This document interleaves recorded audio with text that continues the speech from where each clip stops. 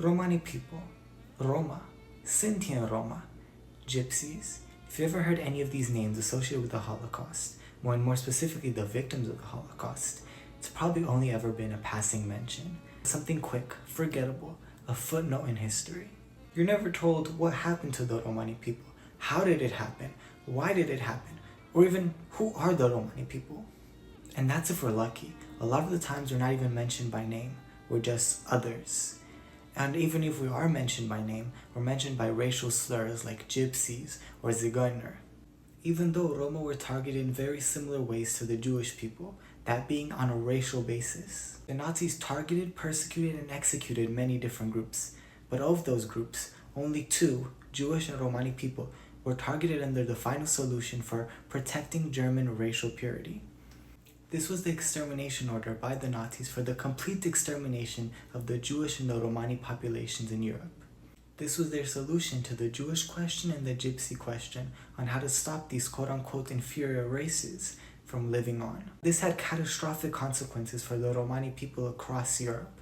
Upwards from 50% to 75% of the entire Romani population in Europe was decimated. And in places like Bohemia, that number reached up to 90%, with the Bohemian Romani dialect even going extinct. There are many different estimates for the amount of Romani people lost, with estimates ranging from 500,000 all the way to 1.5 million people.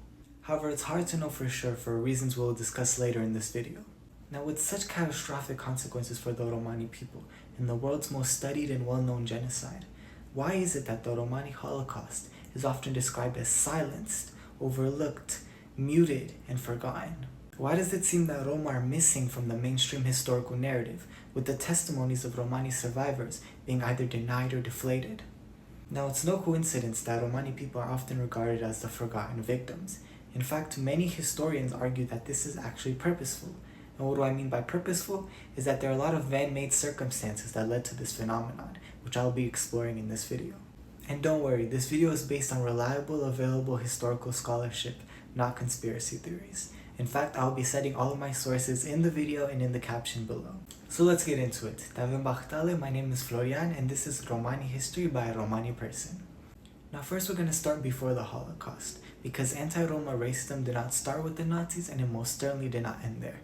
In fact, anti-Roma racism in Europe is almost a millennia long. I recommend you watch my previous videos to understand more about the roots of this racism and the stereotypes against Romani people, first coming into Europe as dark-skinned Indian migrants. Even before the Nazis, Romani people were widely hated throughout Europe. In fact, European scientists and historians were repeating the same eugenics arguments that Nazis were way before the Nazis even existed. Stuff like Romani people were introducing foreign blood into the pure European population, or that Romani people were innately criminal. Even before the Nazis took power, anti-Romani laws were commonplace, where Romani people were put into criminal registries just for being Romani, or even detained in rehabilitation camps because of our quote-unquote criminal character. Even other oppressed ethno-racial minority groups, like the Jewish people, didn't have such a fond view of us either. For example, according to Adi Yoskovic, an associate professor of Jewish studies at Vanderbilt University, many Yiddish children books were known to depict Romani people as criminals. Two old Yiddish proverbs that also display this prejudice are recorded by Dr. Ian Hancock. The first one is, "The same sun that whitens the linens darkens the gypsy." The second Yiddish proverb is, "No washing ever whitens the black gypsy." Of course, no group is homogeneous, and there were people who were against this racism. However, this is just for you to understand how commonplace and widespread anti-Roma racism was during that time. And that's why, during the Holocaust, Roma were anything but an afterthought. Now, according to Dr. Zoltan Barany, the calling for mass extermination and genocide of the Romani people was not a matter of controversy or debate. Simply put, that no person or group with a large amount of political clout raised their voice in defense of the Roma. Barany further explains that although the Jewish people received some support and assistance from some quote-unquote righteous Gentiles, the Romani people received no such assistance. There was no state or international organization that stood up for the Romani people during that time. This leads us to our second reason, that the killings of Romani people were less meticulously documented than the killings of Jewish people. The Romani people were deemed so marginal by the Nazis that their murder required no written authorization, and many Roma were murdered outside of German territory or on their way to the camps. Additionally, a lot of European censuses didn't even recognize Romani people as their own ethnic group. And even when they did, a lot of Romani people were nomadic and just didn't take it, or they would hide their ethnicity out of fear of racial persecution. Killings of Romani people are not meticulously documented by either the Nazis or Romani people themselves.